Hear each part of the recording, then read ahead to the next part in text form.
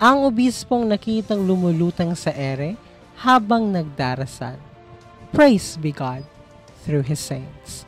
Eto nga po si Venerable Teofilo Bastida Camomot at ang kanyang pangalan ay nangangahulugang Lover of God.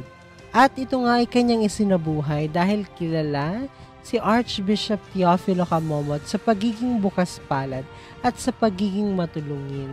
Kaya naman takbuhan ng kanyang kumbento ng mga nangangailangan ng tulong. Maging ang kanyang pectoral cross, pati na rin yung kanyang singsing, kanyang ibinibigay sa mga mahihirap, lalo na kapag wala na siyang pera. At sinasabi nga, minsan humingi siya ng tulong, humingi siya ng bigas sa kanyang mga parishioner at marami naman yung nag-donate. Akala nung kanilang kitchen staff para yun sa kumbento. Pero ang ginawa ni Archbishop Teofilo is nagpabili siya ng plastic bag at linagyan niya ito ng tigda 2 kilong bigas at sakay pinamahagi sa mga mahihirap. At dahil nga marami yung mga nanghihingi sa kanila, dumating din sa point na wala na silang makain.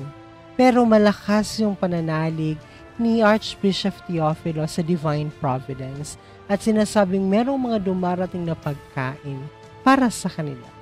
Meron din pagkakataon kung saan habang nagbabiyahe sina Archbishop Teofilo, sinabihan siya ng kanyang driver na paubos na yung kanilang gasolina at wala ring dalang pera si Archbishop that time.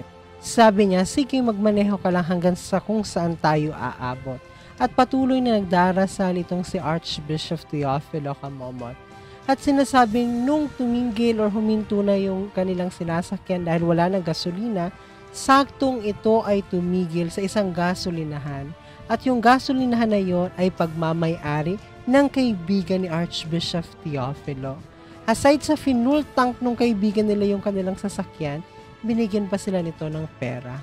Tulad nga ng sabi ko sa simula ng video ito, nakita si Archbishop Teofilo na lumulutang sa ere habang nagdarasal. Meron kasing isang pagkakataon kung saan meron siyang kasamang pari and sabay silang nagdasal sa madaling araw. And after nung kanilang prayer, bumalik na sa pagtulog yung pari habang si Archbishop Teofilo nanatili doon para mag-meditate. He is actually practicing Christian yoga. And while meditating, at habang natutulog na yung paring yun, nagising siya dahil sa isang liwanag. So pinuntahan niya yung liwanag na yun. Nung pagpunta niya doon, nakita niya na nakalutang sa ere si Archbishop habang nagdarasal. At meron din mga pagkakataon na sinasabing nagbabilocate itong si Archbishop Teofilo kung saan nakikita siya sa 2 magkaibang lugar sa iisa at parehong oras. Yan ay ating pag-uusapan sa part 2 ng ating kwentuhan tungkol kay Venerable Teofilo Camomot. Kung gusto niyo yon, comment nyo lang part 2. Ito po ang inyong hermano nagpapaalalang piliing maging masaya at piliing maging banal. Maraming salamat!